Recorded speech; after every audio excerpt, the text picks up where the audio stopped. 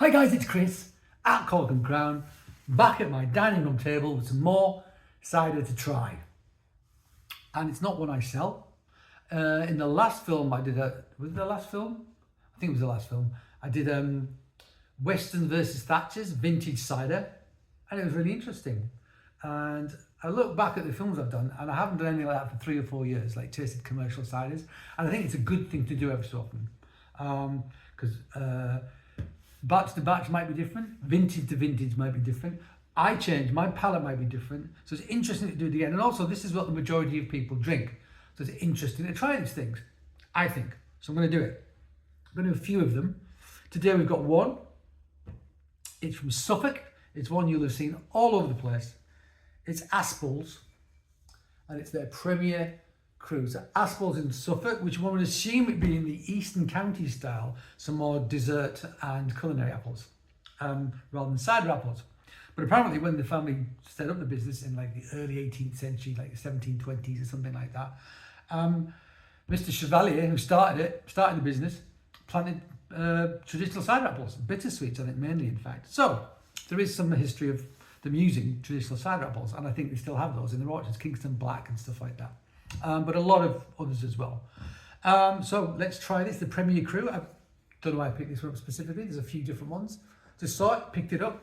Any information on the bottle of interest to us. A sophisticated sparkling cider with a Y, with a clean apple taste and a long dry finish, crafted at the original cider house in Suffolk. Appearance mid-straw, aroma floral, taste crisp apple. We'll decide that. ABV 6.8%, so it's pretty big. So they don't use wild yeast, they use the champagne yeast for all of their ciders apparently. So you're not going to get much yeast influence. Champagne yeast sounds fancy and sophisticated. It's just a neutral yeast that ferments absolutely to dry, right? So I assume they're going to back sweeten this somehow to get the sweetness. It says it's dry, but is it? On their website, it says about this: the first cider produced by Barry and Henry Chevalier Guild when they joined the business. 7 years in creation and still their favourite drink.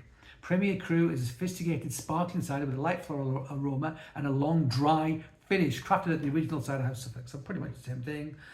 Taste descriptor: full dry with a sophisticated and elegant floral aroma that captures the essence of an orchard. Delicious with roast pork, garlic and sage, chili con carne, Rogan Josh, red Leicester and white Stilton. So anything really. That's a heck of a list. So let's try it out, shall we? I've had stuff from these guys before. I don't have a problem with Aspell's, what do you think? Yeah, if it's there, I'll happily drink it. I don't tend to do that often because where I tend to go, I'm either at home drinking stuff that I buy from producers that I really like. Or if I'm out, I'm drinking like beer and stuff as well, because I really like craft beer and things like that. So it's good for me to try other things. But if this was around, I'd get a bottle and drink it, you know. Dunkerton's, similar kind of thing. Anyway, cider salon glass. So I don't know what the blend is in this. I mean, based on the notes, I'm going to say it's all sort of cookers and eaters. What did it say? Colour mid-straw, whatever mid-straw is. Let's pick this up and have a look. Is it mid-straw, do we think? Oh wow, is it mid-straw? I mean, I don't know what mid-straw means, but I'd say that's pale gold rather than mid-straw. I'm not sure if those are synonyms, but yeah, I would have thought mid-straw was darker than that. Obviously force carbonated, looking at those bubbles. Didn't keep a moose of any description. So let's have a swirl. So yeah, I'm just imagining it was going to get like a clean apple character from it. That's kind of what I'm hoping.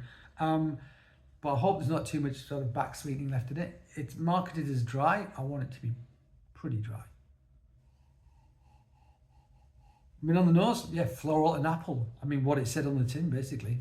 It smells like floral and apple, but like a, yeah, eating apple crossed with like a cooking apple, a Bramley or something. Doesn't smell bad though. It's quite pleasant. It might smell like an orchard, but an orchard's around about, you know, April, May, when it's all in bud. You know, all the flowers are out, the buds are out and stuff. Blossom.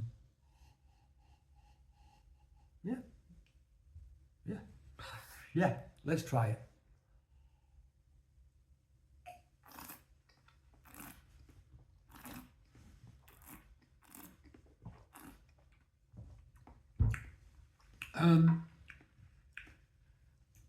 It's not dry. It's like really close to being dry. But it's not too sweet either, you know? It's not too bad. And actually, for me, I reckon that is pretty much all cookers and eaters. Maybe some bitter sharps, I'm not sure, but it doesn't filter me. Tannin, not really. Minerality, yeah. I feel it's slightly overcarbonated. I feel like they want to get like almost a champagne effect with it, but you can't get a champagne effect with forced carbonation because the bowls are just too big. You know, you get a very fine mousse when you do pet nat method ancestral, traditional method, champagne method, whatever. You get the great mousse, which you're not going to get with forced carbonation. So I feel like it's overcarbonated, which I don't think is a great thing. I've got the main thing I'm left with is an acidity. It's like a lemon, sort of green apple lemon, sort of malic acidity on my palate. Not super complex.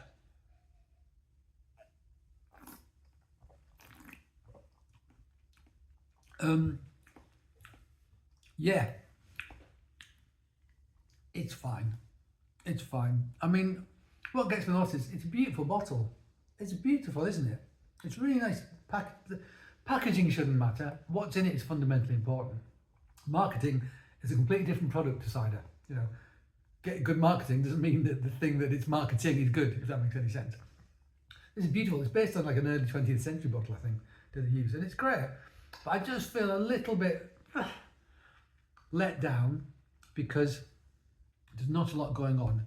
Having said that, it's fine, but it's very much in the East Coast tradition. Not that there's anything wrong with that. There are plenty of people on the East Coast using cider apples though. Win Hill, for one, in Norfolk. And these guys have those apples. I wish I'd got some of that in this. If it says Premier Cru, I kind of want to have some of that tannic structure. I want to have a little bit more beefiness, a bit more. And and when you're using a champagne yeast as well, so you're not going to get any flavour from the yeast pretty much at all. You know, you've got to bring flavour from somewhere else. And for me, a more complex blend of apples would have done that, and it would have been deserving of this beautiful bottle. But yeah, it's fine. It's not bad, it's fine. But I'm not sure I could tell it apart from a lot of other sort of bigger produced stuff.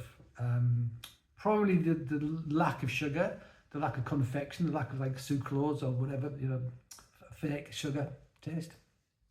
Probably sets it apart from a lot of the stuff on the market, which is literally just for people to get drunk. That's literally what it's for. I don't think this is for that. But it's a bit simple, but it's fine.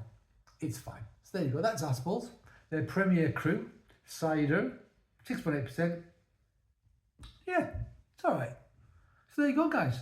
Thank you for joining me at this dining room table for some cider that was all right. I hope you join me again. But until that time, cheers.